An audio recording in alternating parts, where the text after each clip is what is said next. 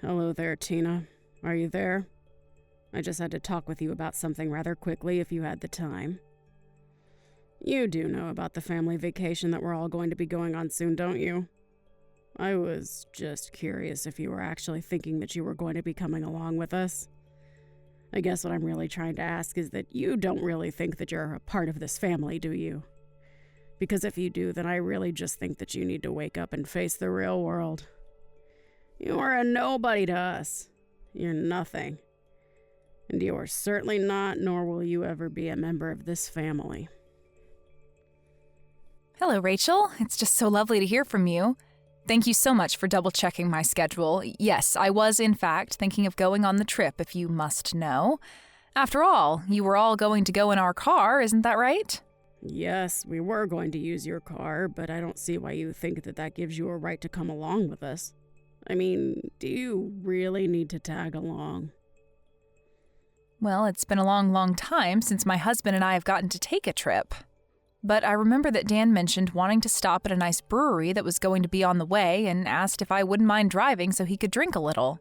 So actually, another reason why I was going along is to make sure that everyone can have safe, responsible fun.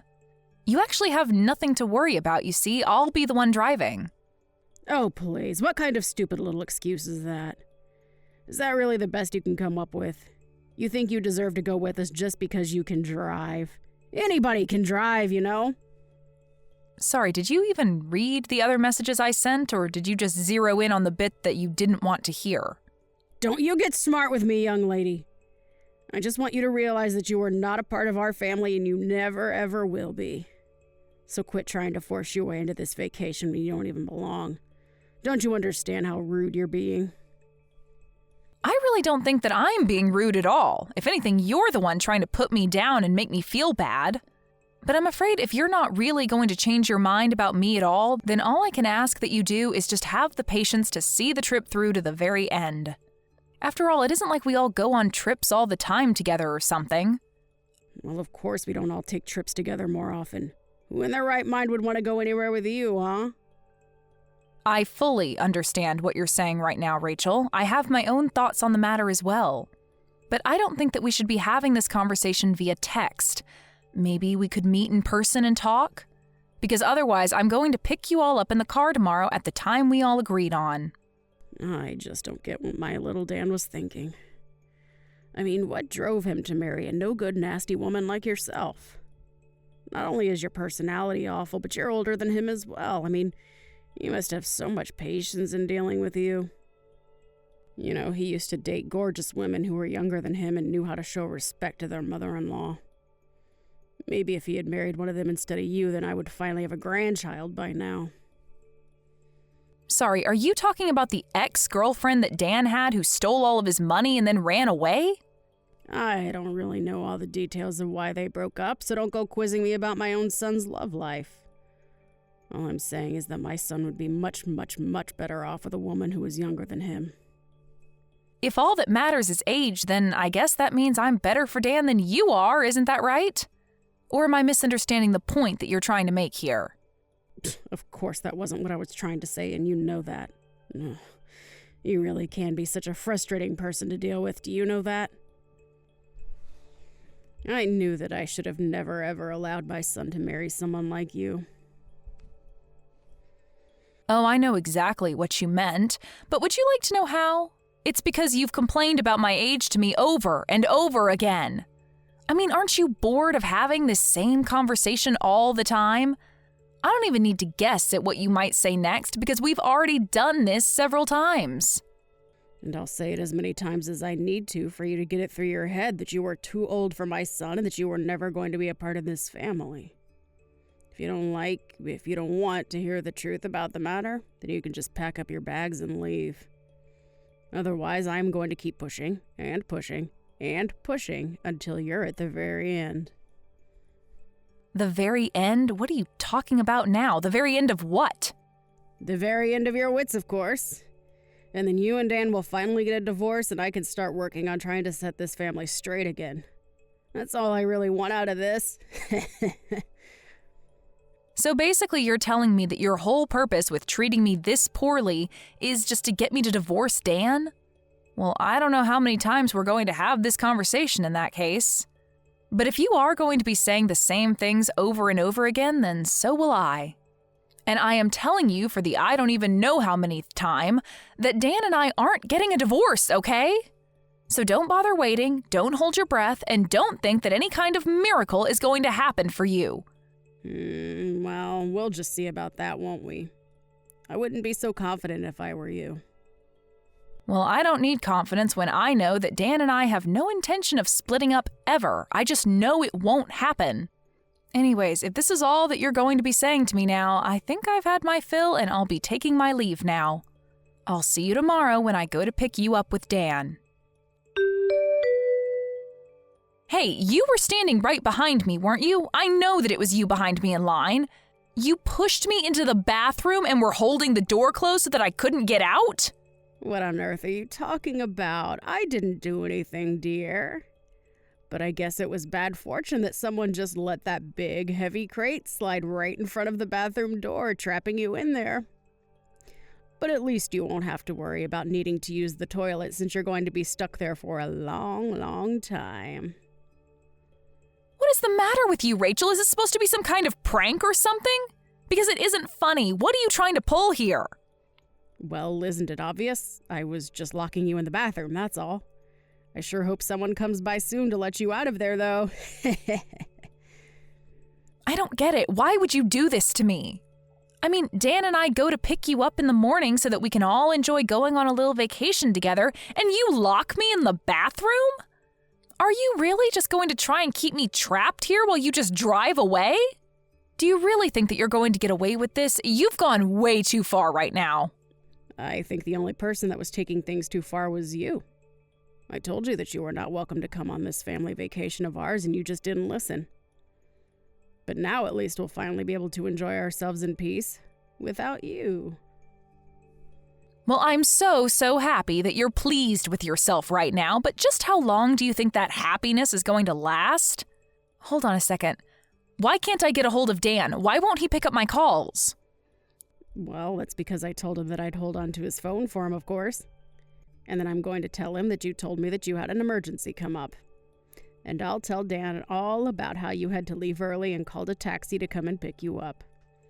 And then we can get on with our vacation and you can have fun waiting for someone to rescue you from the toilet.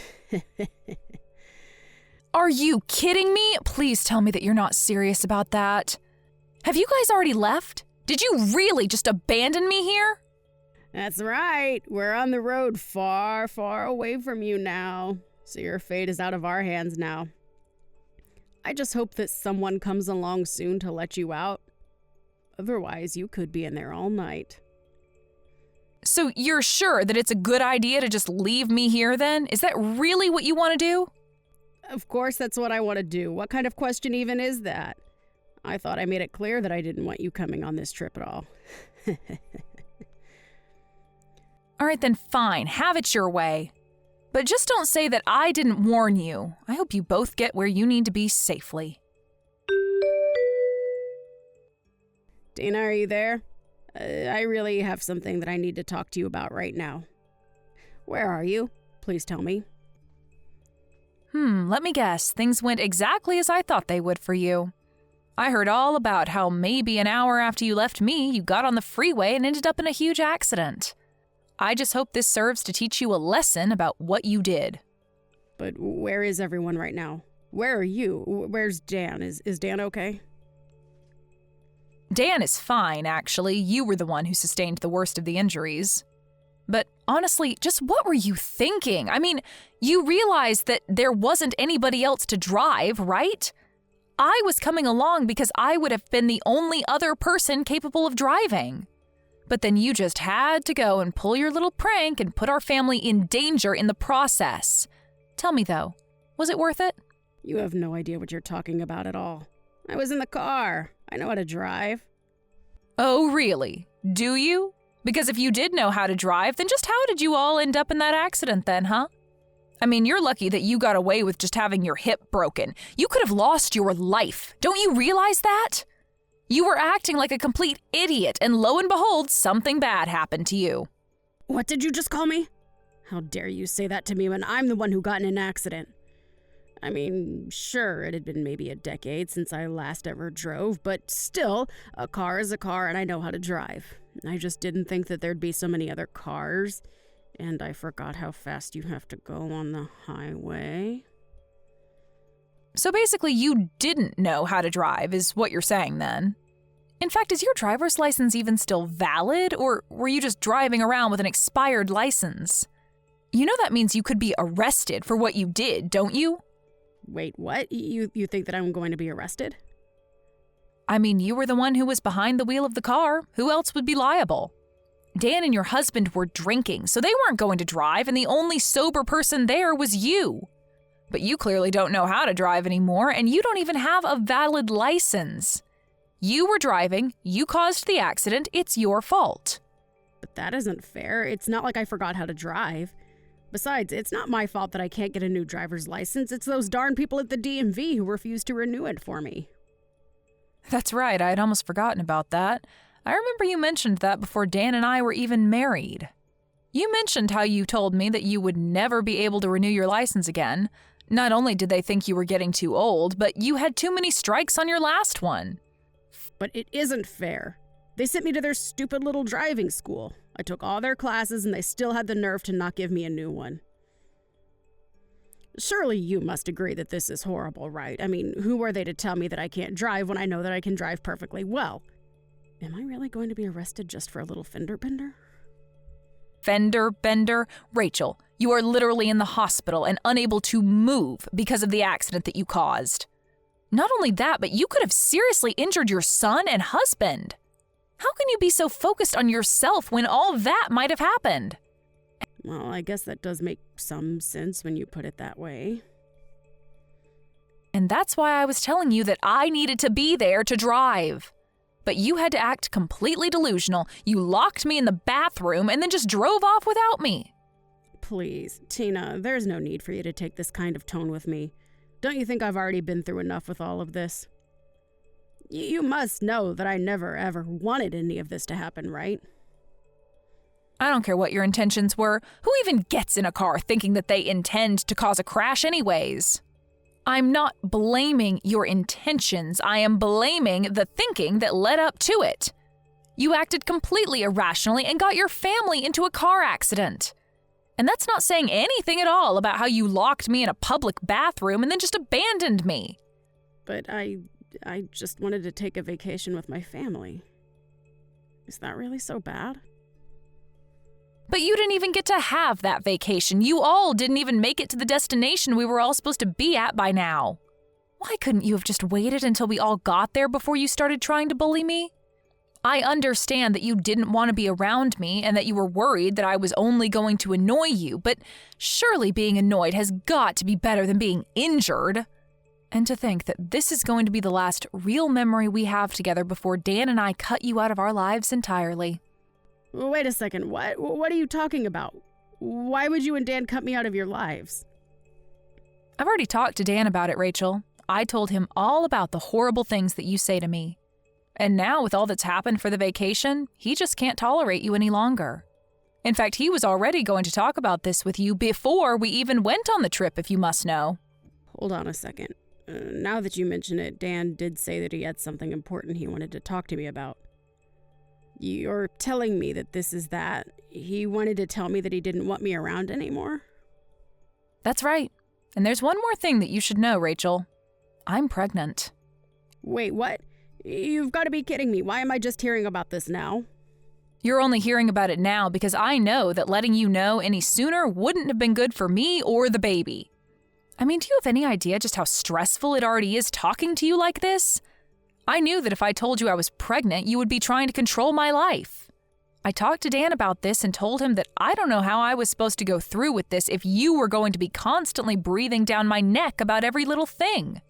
So we talked and said that the best thing to do would be to put physical distance between us all. So we're going to be moving away. But this is all so much. I can't handle all of this news at once. How is this happening? It's happening because we didn't want you to know a word of it, but now that we're about to cut you out of our lives anyways, it doesn't really matter. That, and you never even gave me a chance to speak about my life to you. You were always just interested in putting me down. But now you've gone and made a mistake that can't be undone. And in doing so, you've confirmed every fear about you that I've had. And you've shown your son and husband that you're nothing but a mean bully who doesn't deserve the loving family she has. But wait, Tina, please. If you're pregnant, then this changes everything. I mean, can't we just pretend like nothing ever happened? We can just put all this behind us, can't we? Why didn't you ever tell me about this? I literally just explained to you why I didn't tell you. Did you even read the messages that I was sending you? I told you that you were just going to try and interfere with our lives even more if you know that I was pregnant. Dan and I were going to use this as the chance to cut you out of our lives. That's why you didn't know about it until now. But then you mean you're not even going to let me meet my own grandchild? Well, it's going to be hard for you to meet them anyways if you're behind bars for what you've done. Please don't say things like that. Huh? You really can't think that they would throw an old lady like me in jail. I'm sorry, but the law is the law. Do you really think that you're above just because of your age? Either way, you're not going to be our problem anymore. We want nothing to do with you ever again, and we are going to be cutting you out of our lives. Whether or not you get arrested after this, it really makes no difference to me at all. Just wait, Tina. You can't be serious about this, right? I mean, you're really just going to abandon me during my time of need like this. Please, I had no idea that you were pregnant. That really would have changed everything. I promise that I'll change. I'll help you raise them well. You have to believe me.